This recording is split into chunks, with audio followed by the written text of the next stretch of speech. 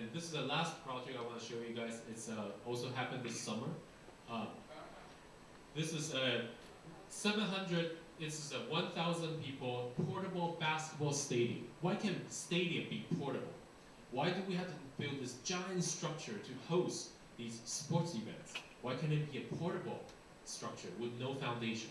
This structure sits 1,000 spectators, NBA grade basketball court, actually with 8 super NBA stars actually visited in this stadium, using only 900 grams, 900 kg, okay, of PET fabrics, recycled PET fabric, yarn fabric, to create a tent using construction crane.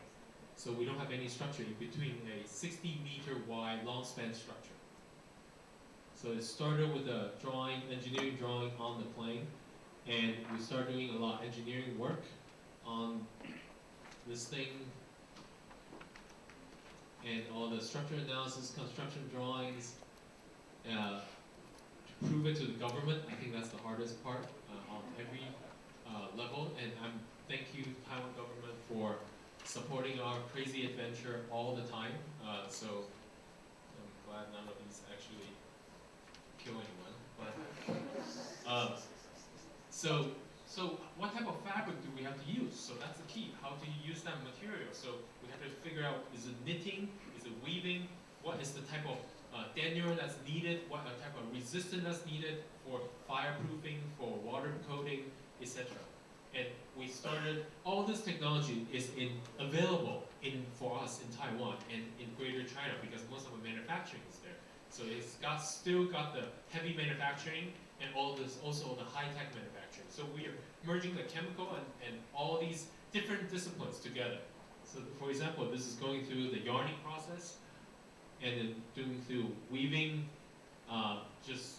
We try to find the most sustainable way of dyeing and waterproofing the material, and going through all kinds of testing to cutting, and no foundation, as you can see, and just using construction crane, and 900 kg of PET cloth, and you can lift it in place to create a giant stadium. And the biggest typhoon ever hit Taiwan. So that's the story. And then we had to put the tent down, which like that. And after the typhoon, we lift it back up, it's fine. So it's now it's still a portable, one container base, and you can deploy it everywhere. Okay. So I just wanted to show you the scale of that basketball hoop. That's an NBA-sized basketball hoop. That's the size of this tent with no column in between. And so this idea and concept is actually moving forward. We're integrating with cheap photovoltaic that's in paint form, okay, into the fabric. So that's the interesting thing we're working on. This is going to be Taiwan's biggest waste collection station, waste resource collection station. We're integrating with, you see these circles potentially integrating with photovoltaic dyes into the fabric. Okay, so hopefully you will see a lot of that structure completing soon. Thank you.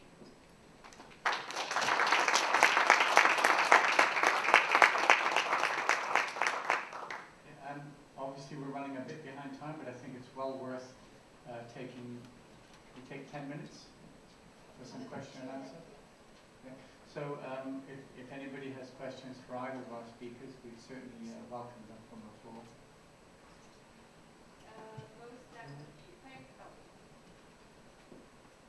I would actually thank you all, first Columbia University and all the tremendous speakers and entrepreneurs who brought their knowledge in Taipei as well to create a very interesting afternoon on this first day of snow that was noticeable outside.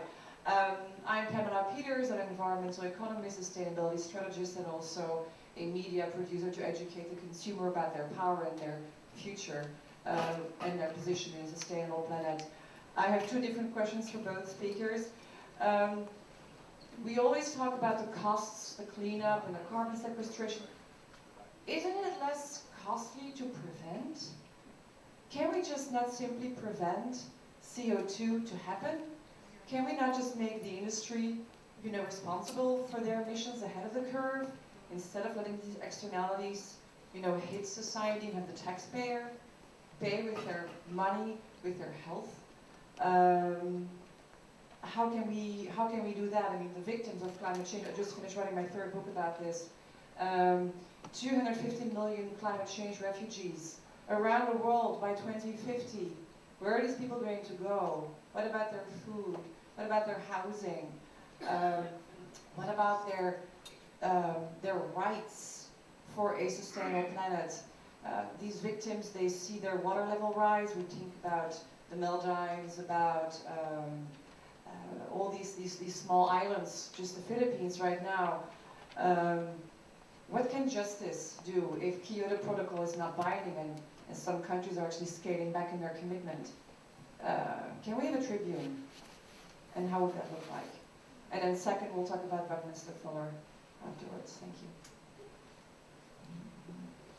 Well, there are a few questions in there, but first on the issue of isn't it cheaper to do it up front? Absolutely. We don't have a legal system that requires that, but if we did have one that required those parties that cause pollution to pay for the privilege, we would have an immensely cheaper system, and it's always much less expensive to prevent something from becoming a mess than to clean it up afterwards. The legal system is not now equipped to handle these kinds of disputes that you're talking about. You're quite right that we are in the coming decades going to be facing the prospect of immense amount of climate-induced migration and so forth. There is not an international agreement that allows for that to be adjudicated. There was an effort a couple of years ago in which I was somewhat involved by Palau and the Republic of the Marshall Islands to get to the International Court of Justice with the question of what is the obligation of the major developed countries to reduce their greenhouse gas emissions so that these small island nations don't drown. In order to get before the International Court of Justice, it would have been required to get a majority vote of the United Nations General Assembly. The United States campaigned very successfully against that, and it never got to the Court of Justice.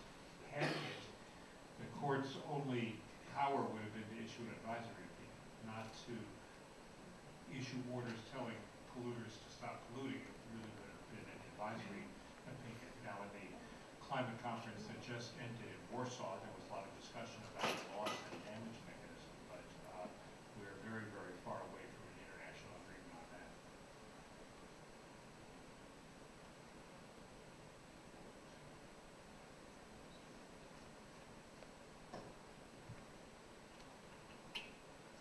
Thank you, Professor Gerard and Arthur, for the wonderful presentations. My question arises from Arthur's presentation, but it's for both of you. Now, Arthur, you said you're not making money, so I think that strikes me as the most prominent issues in terms of allocating resources to these innovations in trying to save our Earth. Now, obviously, we have the market system, we have the government system trying to allocate resources.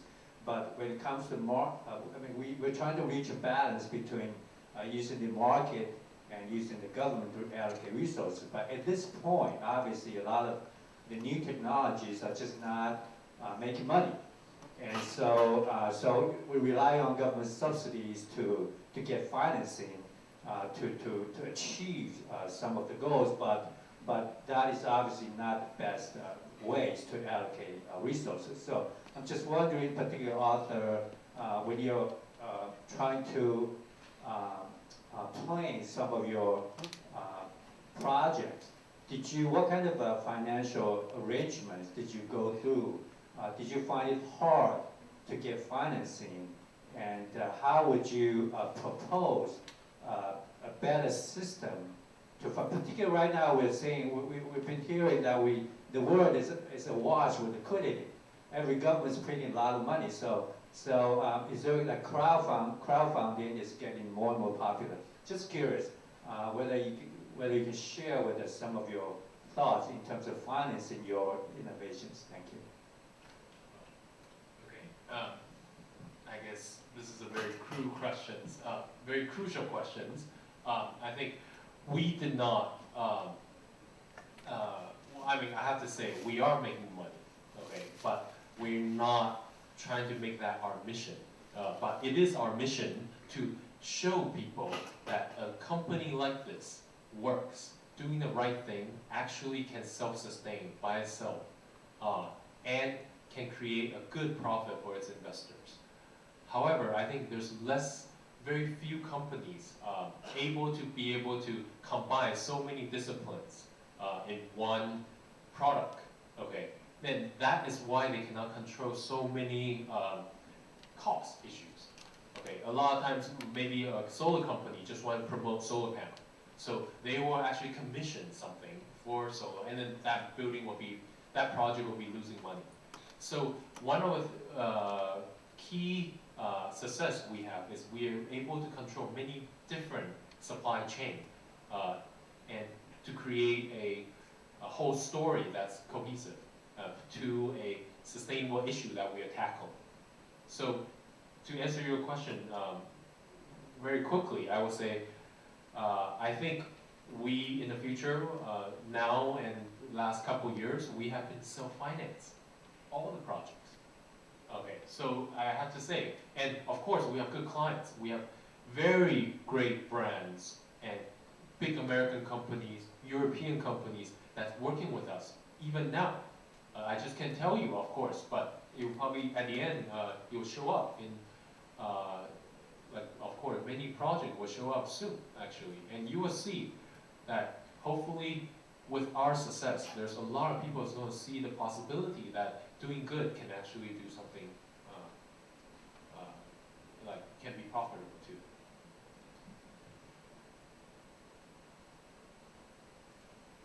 Thank you to both speakers for their comments. My question is for Arthur Huang.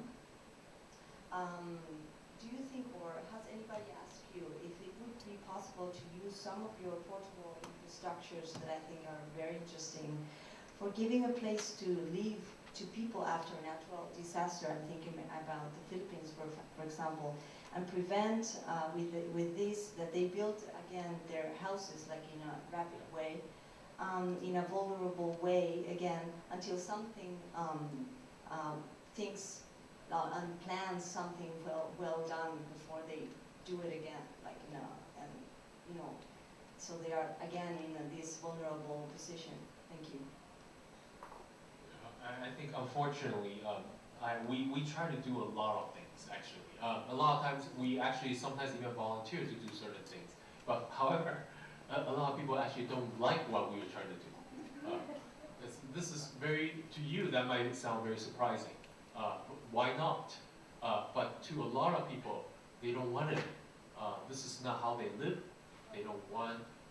This is not how they want to operate. So I think I can only operate in my space. I think that I'm comfortable in and where people accept whatever we do that has with a market value. But a lot of times when we try to do good things, for example, we try to do disaster relief housing before. You know, people actually are against living in plastic buildings. They think it has a lot of toxic chemical inside. For example, they probably relate that to PVC still. With a lot of dioxins, under 80 degrees there's dioxin, VOC already releasing. So to them, they have that mental gap. I think I would say it's also partly is educational. I think as soon, I think hopefully that gap will shrink, and then yeah, maybe there's a possibility. We take one more question from the gentleman over here, and then we will pull this part to an end. Thank you for this opportunity. My name is Edgar Freud, and I'm active in climate change discussions. I'm a member of the Sierra Club. So I wanted to focus your talk to another point, and that is the people involved, the billions on our globe, the individuals. Now, I looked at the projects that you presented,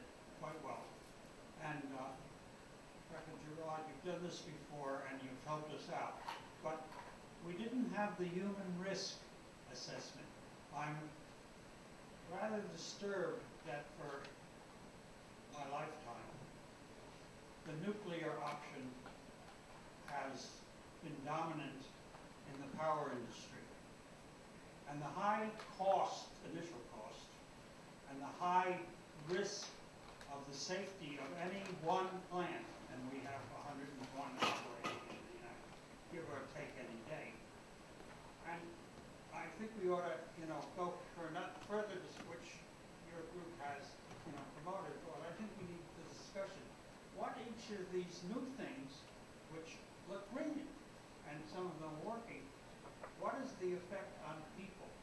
That is either the individual, the group, or the globe. And can you give us a moment or two of thought?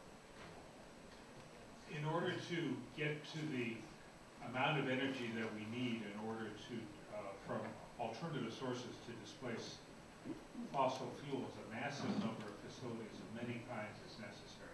There are no energy generation devices that have no impacts at all, short of efficiency, which is by far the best method, but you can't accomplish everything through efficiency. So everything has some adverse effects, and it's going to be necessary to accept some of those in order for the numbers to add up.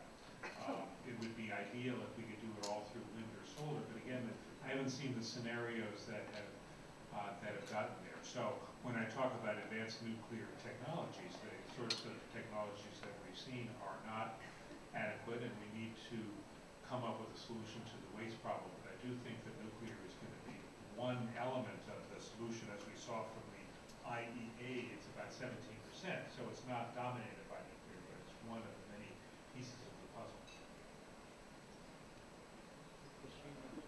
Thank you. Agreement disregard. I think human impacts is, we try to always go through the ISO 14001, which is the total life cycle analysis of a product from the beginning to the end. So from the making side, the recycling from the intake all the way to the output.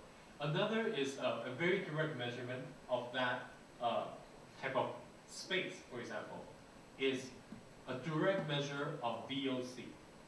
This is very simple. You just ask the air engineer to come in here and put the equipment up, and he can show you that what is the material made with less chemical and more chemical. It shows dramatically in VOC content. The amount of pollutants that's in the air that you're breathing in. Of course, most of the VOC required by European standard, Japan standard, American standards are relatively minor. It's very low already. But if you actually, most material are actually under that. But if you actually see, if you can do so even more sustainable way, you can actually get even lower number. Okay, so this is just a very direct way of measuring data to data. I'm sorry.